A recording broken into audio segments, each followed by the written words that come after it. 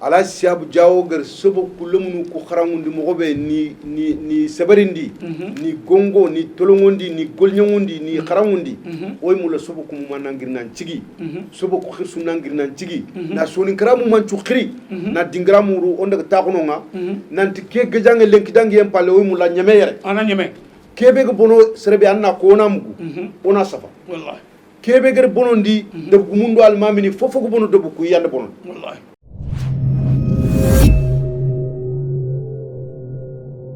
mogobe wallahi digame limo efe wallahi oray wax gajaga de benchu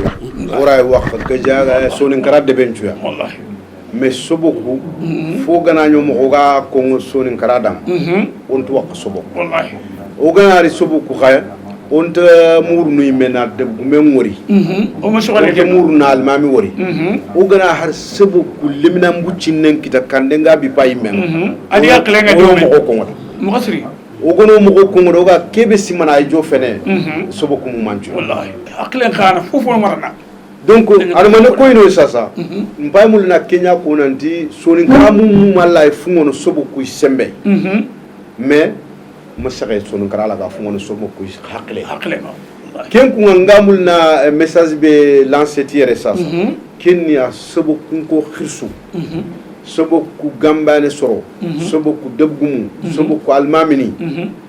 way khalifena allah yo khalifena khay kharay gilinan cigi sasa na ke finya mabaka sonin karay ken cikanga serbe anyi na sikanya na nanti sebe tunka nya khareke akota nabi la sulaiman ampu duna mu manchu sembe wallahi agar faran kay katiya khareke agar ni agar kebe mugu agar kebe sima ar ni kenyan tongu parce que allah ko nabi la sulaiman da nanti ya khare go mere na nyinye go kama nyinye ke gatni da sebe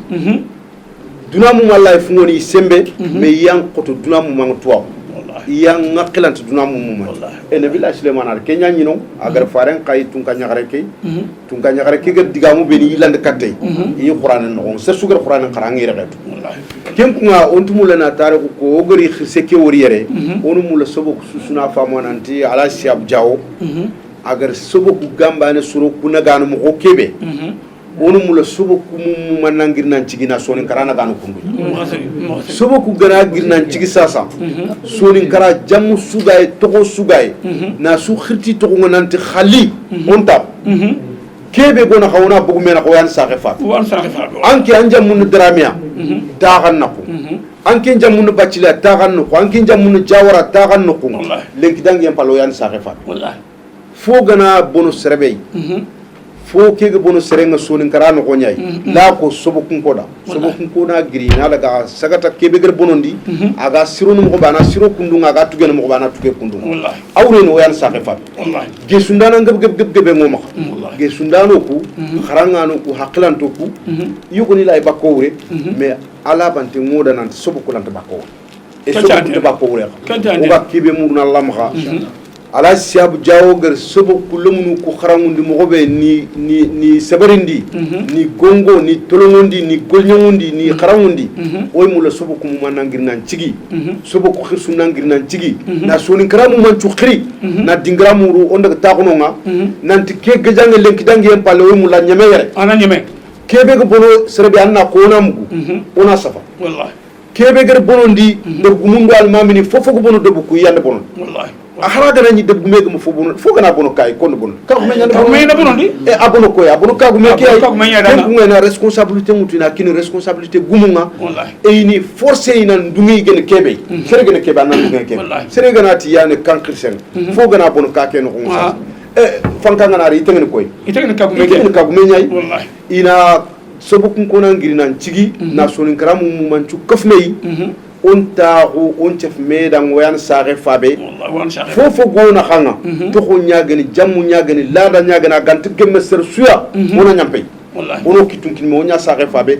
kebe ga bono de gumunna likentinga ina asime ila ga kebe kinina kini aga bono kubeni ila ga ta sukini me wona taxo na metrenka ina buguti aywa kilunga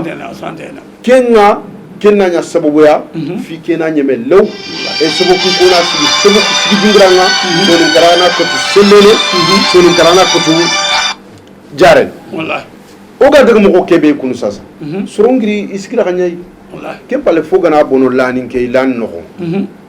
de gume gana trena li sobo ko khirsun jagata nanti ke de digame yim kay de ben no digame ke intumu lanko ngere walla ima fam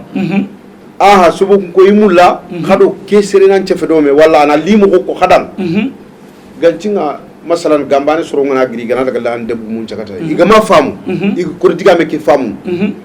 sobo ko de mun ngana gambane soro ngiri ta ni mu ko ina famu no wallahi ina famu no parce que bal khisa gara nabillahi sulaiman digamu ku famu ko be agara letra ke famu ko be moy tunante sobo ko digame sugu ko ila famu asande ser suga kebe mul ila famu soro kun manamul o sun ke fo nya bane na nya sare fabe lenki dangi palle roye ga ser su kamuna roye ke ban kama o suna ke fo na nya bane wallahi walla nya gana kefi ana nyeme kundu ana nyeme yere walla nya gana subu khisu sonin kara khirsu ser suna famu nanti ambane gano ko be Allah ke fi nyamana o murna suma suna ke nyama kundu asuna ke fi nyama keta ono kitun kinime o nya bane ori men ke ya o khirse ke ora lingo danga buru o ro pare o tu serbegen wallahi o ro bomo ko tu serbegen tin ko wona liere nan dangay o to gono mo ko danga subu suwan mo sonin kara suwan mo ke nyan ci bolanta dangina abadan agar dore be nyugo danga onara nawari onara mama e ona illa ko danga khadinanti sonin kara suyi khalifene wallahi e diku sonin kara su khalifa ka na wuta na jo fo sobo kumu mantuya nanti sonin kara suyi khalifene kefi be go maka ado tor anyeme ado tampindi karun tu tampi karun tu tore wallahi aga nyemer mo be o sobo terin kana o khirsen tu terin kana serbe la ga nyama nan nyama kramanga e o tu nyama ndana ngabe ngai ha sobo gana nyama anto juwan o mulina nyama kian ta sallahu antagil oy kemul siri kenya ni sallahu na jo fere nan kunita nan duwa na khirsunya ga duwa wuya bo onten dala siringa o gere mam dinkam wori o gere sobo ko lembane wori ay horga jaga so o son kara so sallahu na khempere ona duwa khara ona duwa mo khay allah ganna kherkino do khay allah ganna fitna kenyama allah ganna fitna kenyama allah ganna khisuku dalan no kane allah ganna khisuku dalan no kane lamu allah ganni seberindi allah ganni haqilu liti allah ganni haqilu liti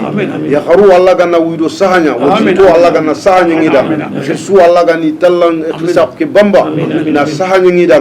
na doko ke tallan bamba allah me fonan chirawo tuwanu allah ganni wundu allah ganni haqilu liti iga famu nanti allah tuwagu su allah gamulana kin hadam remme ngayani hadam remme nga jomu kitamo ko wallahi hadam remme ka awrena hadam remme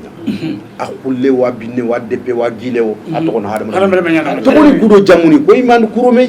o iman kuromey o sugira allah yo sun bane o suwana sako o suwana fabe o suwana allah bane o suwana kitabe bane o suwana dina bane lisimo fo khawrina gole sumana kianta o murna sumha asusuna famunanti ke fi nyamante nyan ganta oy khirsun terin kana ila ga nyamana mo ko be nan jewkey